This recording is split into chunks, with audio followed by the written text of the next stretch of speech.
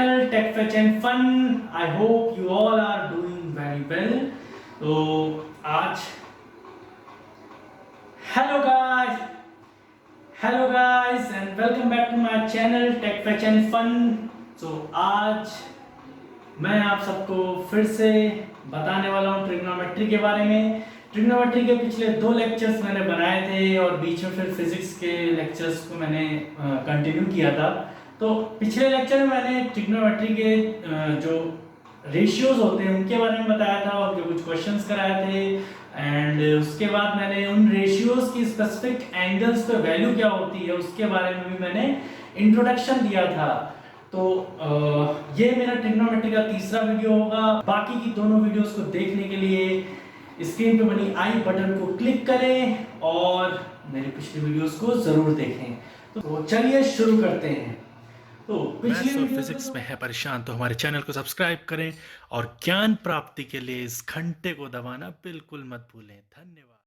जो मेरी सबसे पहली वीडियो थी ट्रिग्नोमेट्री की, वो ट्रिग्नोमेट्री के बेसिक कॉन्सेप्ट्स और ट्रिग्नोमेट्री के रेशियो और फॉर्मूलाज जो थे उनके बारे में थी। फिर दूसरी वीडियो आई जिसमें मैंने बताया था कि कैसे हम फॉर्मूले को पढ़ सकते हैं और मेमोराइज कर सकते हैं या समझ सकते हैं, जिसमें मैंने आपको ट्रिग्नोमेट्री की जो रेशियोज हैं उनकी जो स्पेसिफिक एंगल्स पे जो वैल्यू होती है उसका भी मैंने आपको बताया था कि कैसे उसे लर्न करते हैं। जैसे like sin 0 is 0, sin 45 is 1/√2 है ना, sin 60 is √3/2, sin 90 is 1 और cos उसका उल्टा हो जाता है। ठीक है, तो उस तरीके का मैंने आपको पूरा वो वीडियो है मेरा, आप उसको देख सकते हैं स्क्रीन पे, मैंने आई सेक्शन पे क्लिक करके। ठीक है, उसके बाद ही मैं यहाँ पे कंटिन्यू कर रहा हूँ इसलिए कुछ क्वेश्चंस करा के जो उन ट्रिग्नोमेट्री रेशियोज की स्पेसिफिक एंगल्स पे थी।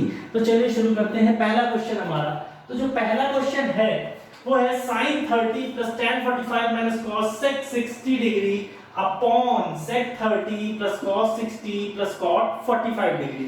ठीक है, तो आज जो मैं आपको कराने वाला हूँ वो बेसिकली होंगे 3 से 4 क्वेश्चंस जो इस पूरे जो स्पेसिफिक एंगल्स पे जो ट्रिग्नोमेट्रिक रेशियोज की वैल्यू होती है, जैसे sin 0, sin 30, sin 45, cos है ना, tan, इन सब चीजों की, तो उन पे मैं 4 क्वेश्चंस कराऊंगा और उन 4 क्वेश्चंस के अलावा आपको कोई क्वेश्चन करने की जरूरत, मतलब मेरे हिसाब से समझने के लिए तो नहीं करना पड़ेगा। अगर आप इन 4 क्वेश्चंस को आपने समझ लिया तो आप इससे रिलेटेड कोई भी क्वेश्चन बड़े आराम से लगा लेंगे। ठीक है, तो इसके लिए मैं आपको ये कहूंगा कि मेरी पिछली वीडियो जरूर देखें, उसे रिवाइज करें और फिर इस पे आप आए। ठीक है, तो sin 30 अब हमें करना क्या है, सिर्फ वैल्यू रखनी है। तो यहाँ पे sin 30 की वैल्यू क्या होती है, sin 30 की वैल्यू होती है 1/2। ठीक है, तो हमें कुछ करना नहीं है, हमें बेसिकली बस सारे वैल्यूज जो होती हैं उनकी वैल्यूज में पुट कर देनी है। ठीक है, और फिर एलसीएम लेके हमारा पूरा आंसर आ जाएगा। जैसे sin 30 की वैल्यू होती है 1/2। ठीक है, फिर tan 45 प्लस करो, tan 45 इज ऑलवेज 1।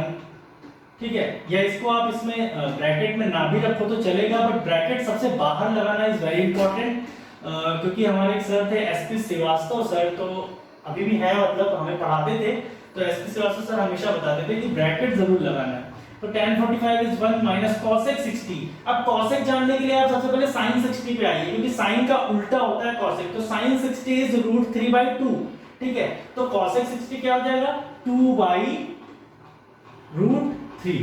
ठीक है, ये आपका हो गया, ऊपर न्यूमरेटर को मैंने आपको पूरा बता दिया है। अब इसके बाद करना क्या है, sec 30। सो sec का उल्टा होता है cos, तो cos 30 इज √3/2। cos 30 √3/2 होता है, जिसका उल्टा हम करेंगे तो आएगा 2/√3 प्लस cosec 60, अभी प्लस cos 60। cos 60 क्या होता है 1/2, cos 60 1/2, तो sin 30 और cos 60 एक ही होते हैं। ठीक है, प्लस cot 45 इज 1। ठीक है, अब हम इसके बाद क्या करेंगे, एलसीएम लेंगे, तो ऊपर जो एलसीएम आ रहा है वो आ रहा है 2√3। अच्छा, इक्वल हम लगाएंगे जो बीच का जो सबसे बड़ा वाला होता है उसमें। ठीक है, तो ऊपर वाले का जो आया है एलसीएम वो ये आया 2√3, यहाँ पे 2 है तो ये 1 हो जाएगा, प्लस यहाँ पे कुछ नहीं है तो ये हो जाएगा 2√3 माइनस यहाँ पे हो जाएगा 4। ठीक है, तो अब नीचे भी इसी तरीके से कर लेंगे, तो 2√3, फिर यहाँ पे हो जाएगा 4 प्लस √3 प्लस 2√3। अब करना कुछ नहीं है, हमें करना कुछ नहीं है, हमें इसको उल्टा कर देना। तो ये इसके साथ हो जाएगा और ये इसके साथ मल्टीप्लाई हो जाएगा। इसको करके ही बता दे रहा हूं मैं। 1 - 4 कीजिए तो क्या हो जाएगा, -3। तो 2√3 पहले लिख देते हैं और फिर 1 - 4 आया -3 अपॉन कर दिया और ये आ गया 2√3। अब मल्टीप्लाई कर देंगे तो ये ऊपर जाके पलट जाएगा, क्योंकि ये सबसे बड़ा वाला जो हमारा साइन था वो ये था। अब हम डिनोमिनेटर को हम ऊपर लेके जाएंगे तो ये हो जाएगा 2√3 अपॉन 4। एक गलती हो गई, यहाँ पे जो होगा यहाँ पे आएगा √3, ठीक है, यहाँ पे आएगा √3 बिकॉज 2√3 था, तो यहाँ पे 2 था पहले से, इसीलिए यहाँ पे √3 से मल्टीप्लाई होगा। तो अब जो हमारा हो गया है तो ये हो जाएगा √3 + 2√3 क्या होगा, 3√3। हमने पढ़ा हुआ है जो रैशनल नंबर्स और इररेशनल नंबर्स वाला, तो यहाँ पे इसका मतलब होता है 1√3 + 2√3, तो इसका मतलब होता है 3√3। यहाँ पे भी इररेशनल नंबर को मान लेते हैं, या तो सेब या कुछ भी मान लो, तो यहाँ पे है इसका मतलब 1 सेब + 2 सेब, दोनों को मिलाओ तो 3 सेब हो गया, ठीक है। तो ये 3√3 - 4 रहेगा, ठीक है। अब यहाँ पे भी हो जाएगा, तो √3 + 2√3 = 4 + 3√3, ठीक है। अब ये कट गया। इसके बाद जो हमारा आंसर आया है वो आया है, तो अब हम इसको क्या करेंगे, हम इसको यहाँ लिख देते हैं 3√3 - 4, और ये यहाँ लिखा है 4 + 3√3, तो इसको हम 3√3 + 4 भी लिख सकते हैं। अब हम इसको क्या करेंगे, रैशनलाइज कर देंगे। तो रैशनलाइज करने से पहले हम ब्रैकेट लगा लेते हैं, जैसा कि हमने बताया था कि एसपी सर ने हमारे कहा था, एसपी श्रीवास्तव सर ने ऐसे ही करने के लिए, तो मैं उन्हीं को फॉलो कर रहा हूं। अब यहाँ पे इसका क्या कर देते हैं, यहाँ पे प्लस होता है तो माइनस साइन ले लेते हैं, ठीक है। अब यहाँ पे हुआ क्या, यहाँ पे हुआ a - b यानी a - b का होल स्क्वायर, 3√3 - 4 का होल स्क्वायर अपॉन, यहाँ पे हो गया a + b, यहाँ पे हो गया a - b। इसका मतलब है कि a² - b², जो आंसर आया वो आपका आ गया 3√3 - 4 का स्क्वायर अपॉन 3 3 = 9, 9 3 = 27, इसका हो जाएगा 3 3 = 9 और √3 × √3 3, 3 3 = 9 3 = 27, 4 4 = 16। तो आपका जो आया आंसर वो आया 3√3 - 4 अपॉन 11 है। ये आपका आंसर हो गया इसका। अब आंसर ये भी है और आंसर आपका ये भी है, ठीक है। आप इतने पे भी इसको अगर छोड़ देते हैं तो आंसर ये भी माना जाएगा बिना रैशनलाइज किए। अगर रैशनलाइज नहीं कर रहे हैं तो भी पूरा का पूरा आंसर सही है, ठीक है। दूसरा जो हमारा क्वेश्चन है वो है cos 90 + cos square 45 sin 30 tan 45। तो ये अगर ऐसे लिखा हुआ है तो इसका मतलब इसके बाद मल्टीप्लाई का साइन लगा हुआ है, यानी cos square 45 multiplied by sin 30 multiplied by tan 45, और ये सारी वैल्यूज हैं। अच्छा, एक चीज मैं आपको पहले बताया था कि sin थीटा का होल स्क्वायर क्या होता है, sin स्क्वायर थीटा स्क्वायर नहीं, क्या होता है sin स्क्वायर थीटा, ठीक है। तो sin स्क्वायर थीटा का मतलब वही है कि sin थीटा का होल स्क्वायर। यानी हमने अभी क्या समझा है, हमने समझा है, मान लो हम जो वैल्यू निकालते हैं वो cos 45 की निकालते हैं, और अगर आपको cos स्क्वायर 45 की वैल्यू निकालनी तो आप क्या करोगे, cos 45 की वैल्यू निकाल के क्या कर दोगे, होल स्क्वायर कर दोगे, ठीक है। तो इसमें कोई कंफ्यूजन वाली बात नहीं है। अगर हम sin थीटा का होल स्क्वायर और sin स्क्वायर थीटा ये लिखते हैं तो दोनों एक ही चीज है, ठीक है। तो क्वेश्चन पे हम बढ़ते हैं। अब इसमें करना कुछ नहीं है, इसमें cos 90 की हम वैल्यू पुट करेंगे। cos 90 की वैल्यू होती है 0, ठीक है। cos 90 की वैल्यू होती है 0। देखो बच्चों, मैंने आपको जो पिछला लेक्चर सेकंड लेक्चर था उसको आप देखिए जाके, आपको समझ में आ जाएगा कि कितनी जल्दी मैं इन जो वैल्यूज हैं इनको मैं कैसे तुरंत लिख दे रहा हूँ। आपको थोड़ा टाइम लगेगा बट आपको भी याद हो जाएगा, बहुत आसान सी ट्रिक होती है, ठीक है। आपको करना कुछ नहीं, आपको सिर्फ साइन और कॉस की वैल्यू को याद करना है। उसके बाद sin अपॉन cos होता है tan, और उसके बाद आप सबका उल्टा कर दोगे तो cosec sec और cot की वैल्यूज आ जाती हैं। अब यहाँ पे cos स्क्वायर 45 है। अच्छा, cos स्क्वायर 45 को मैंने बताया था आपको, क्या लिख सकते हो, cos 45 का whole square multiplied by sin 30। अब sin 30 की वैल्यू हम यहाँ पे रख देंगे, तो sin 30 की वैल्यू होती है 1/2, ब्रैकेट लगा देंगे क्योंकि मल्टीप्लाई है, ठीक है, into tan 45 is multiplied by 1, तो ये आ गया 0 प्लस cos 45 की वैल्यू होती है 1/√2, अब उसका होल स्क्वायर इनटू 1/2 इनटू 1, ठीक है। अब ये हो गया 0 प्लस 1/2 का होल स्क्वायर 1/2 इनटू 1/2 इनटू 1। अब ये 0 का कोई मतलब नहीं होता है, तो हम अगर लिखें और ना भी लिखें तो कोई मतलब नहीं है, क्योंकि 0 के बाद प्लस लगाया तो 0 में कुछ भी प्लस करो आता वही चीज है, तो इसीलिए हम इसको लिख देते हैं 1/4, जो कि हमारा आंसर आ गया। क्या है, 1/2 इनटू 1/2 इनटू 1, ठीक है। ये थोड़ा सा इजी क्वेश्चन था, लेकिन यहाँ पे जो चीज थी वो थी cos स्क्वायर 45, ठीक है। कुछ बच्चे इसमें कंफ्यूज होते हैं, इसीलिए मैं इसको बेसिक से समझा रहा हूँ। अब हम नेक्स्ट क्वेश्चन करेंगे, ठीक है। नेक्स्ट क्वेश्चन है वो है 4/cot square 30 plus 1/sin square 60 minus cos square 45, ठीक है। तो इसको भी करना कुछ नहीं, हमें बस वैल्यू रखना है। अब तक आपको समझ में आ गया होगा, सिर्फ हमें वैल्यू याद करके वैल्यू रखनी है, ठीक है। अब cot 30 की वैल्यू, तो सबसे पहले हम क्या जानेंगे, tan 30 की वैल्यू। tan 30 की वैल्यू होती है 1/√3, ठीक है। तो tan 30 की वैल्यू होती है 1/√3, तो उसको जब हम उल्टा कर देंगे तो ये आ जाएगी √3, जो कि cot 30 की वैल्यू हो जाएगी। और cot स्क्वायर 30 है तो हम इसका स्क्वायर कर देंगे, यानी हमने cot 30 की वैल्यू लिखी और उसका स्क्वायर कर दिया, जो कि cot स्क्वायर 30 की वैल्यू आ गई।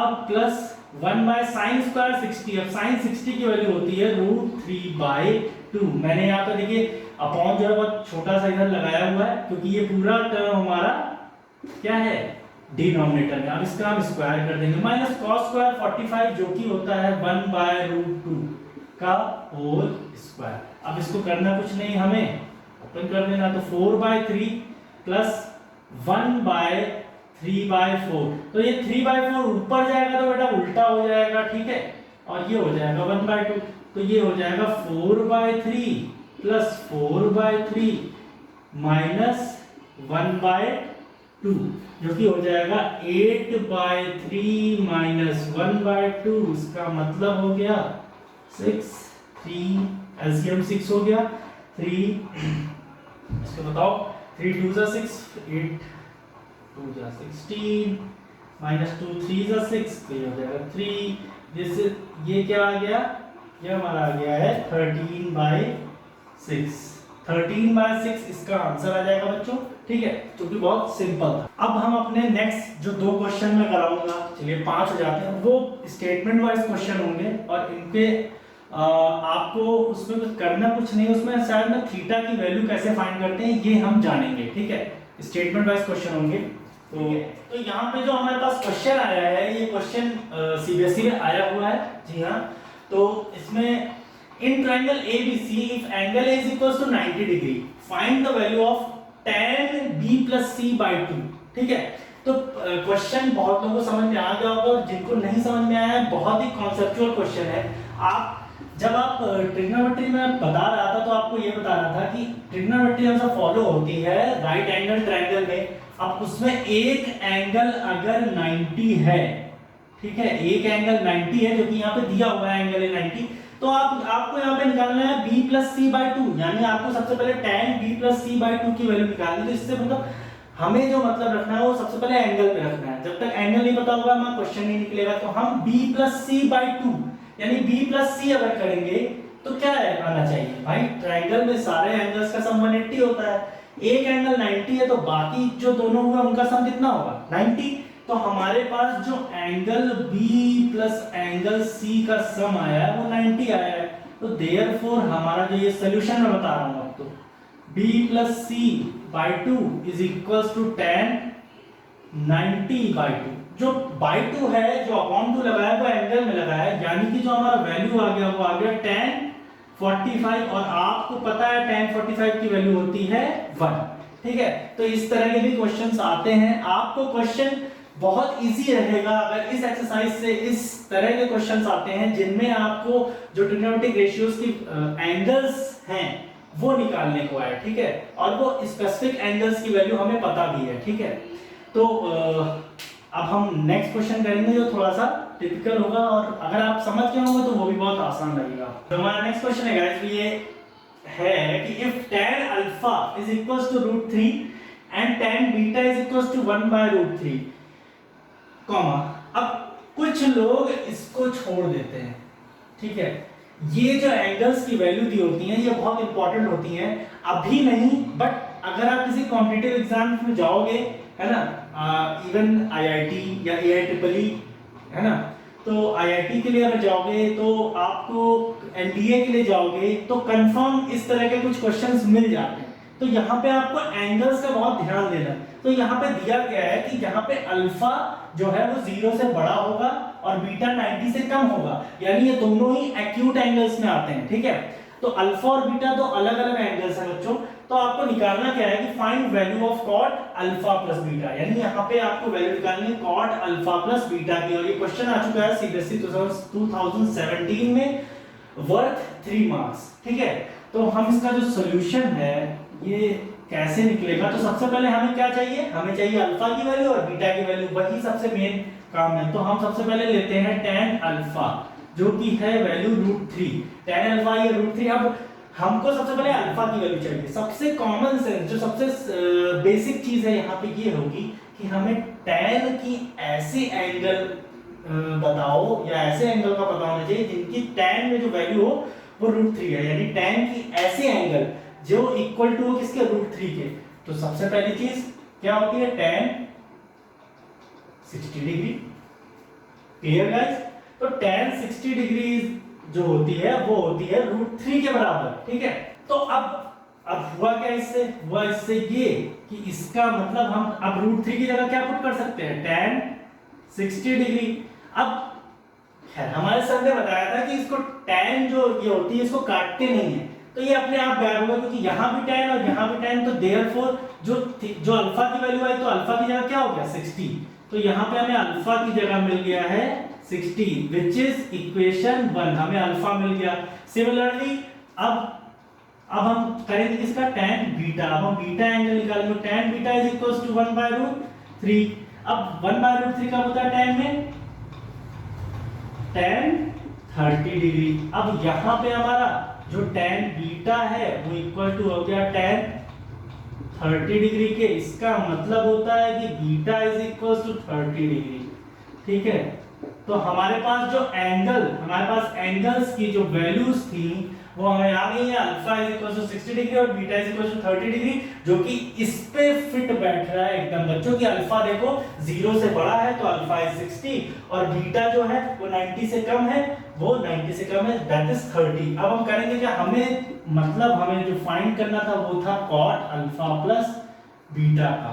तो कॉट अल्फा प्लस बीटा, अब अल्फा और बीटा की वैल्यू रख दो, तो alpha is 60 degree plus beta is 30 degree, तो आया हमारा कॉट 90। अब कॉट 90 की वैल्यू हमें बताओ बच्चों क्या होती है, ठीक है।